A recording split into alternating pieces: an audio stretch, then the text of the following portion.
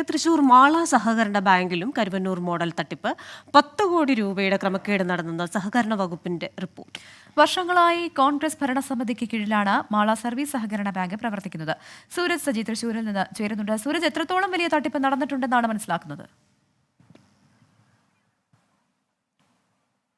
പ്രവിത ക്രിസ്റ്റിന, വർഷങ്ങളായി കോൺഗ്രസ് ഭരിക്കുന്ന മാള സഹകരണ ബാങ്കിലാണ് 10 കോടി രൂപയുടെ തട്ടിപ്പ് നടന്നുവെന്ന് സഹകരണ വകുപ്പ് കണ്ടെത്തിയിരിക്കുന്നത്. കരുവന്നൂർ മോഡൽ തട്ടിപ്പാണ് ഇവിടെയും നടന്നിരിക്കുന്നത്. അതായത് ബന്ധുക്കൾക്കും സുഹൃത്തുക്കൾക്കും ഈ വഴിയില്ലാത്ത അനധികൃത സ്ഥലത്തു കൂടി ഈ വായ്പ നൽകുക, അനധികൃത സ്ഥലത്തിന് വായ്പ കൊടുക്കുക, ലോൺ എടുത്തും അതായത് ലേലം വിളിച്ചും അതുപോലെ തന്നെ ലോൺ എടുത്ത തുകയെക്കാളും ഒക്കെ ഈ തുക അധികരിച്ച് നൽകുക, ഈ ശമ്പളം കുറച്ച് നൽകുക, അതുപോലെ തന്നെ ഈ അനർഹമായ ഓണറേറിയം തുടങ്ങി പല വിധത്തിൽ, അതായത് ഈ പലപ്പോഴും ഈ മൂല്യം കുറഞ്ഞ വസ്തുവിന് അതിലേറെ മൂല്യത്തിൽ ലോൺ നൽകുക, അങ്ങനെയുള്ള കാര്യങ്ങളാണ് ഇവിടെ നടന്നത് എന്നുള്ളതാണ് സഹകരണ വകുപ്പ് കണ്ടെത്തിയിരിക്കുന്നത്. അതോടൊപ്പം തന്നെ ഓണച്ചന്തയും മറ്റ് കൃഷി സംബന്ധമായ പദ്ധതികളും നടപ്പാക്കിക്കൊണ്ട് നഷ്ടം വരുത്തി. അത്തരത്തിൽ 10 കോടി രൂപയുടെ ക്രമക്കേട് നടന്നു എന്നുള്ളതാണ് സഹകരണ ജോയിന്റ് രജിസ്ട്രാർ നൽകിയിരിക്കുന്ന റിപ്പോർട്ടിൽ പറയുന്നത്. അതുകൊണ്ട് തന്നെ ഈ തുക അത് ഇവിടെയുള്ള ഈ ബാങ്ക് ഭരണസമിതി അംഗങ്ങളിൽ നിന്ന് പിടിച്ചെടുക്കാനാണ് നീക്കം. ഇതിന്റെ ഭാഗമായിക്കൊണ്ട് തന്നെ സഹകരണ വകുപ്പ് ചട്ടം പ്രകാരം ഇവർക്ക് നോട്ടീസ് നൽകിയിട്ടുണ്ട്.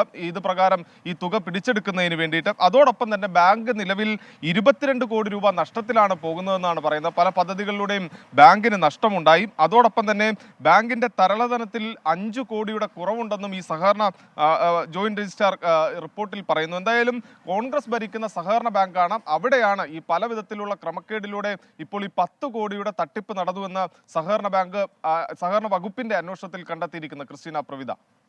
ശരി, സൂരജ് സജ്ജിയാണ് തൃശ്ശൂരിൽ നിന്ന് വിവരങ്ങൾ നൽകിയത്.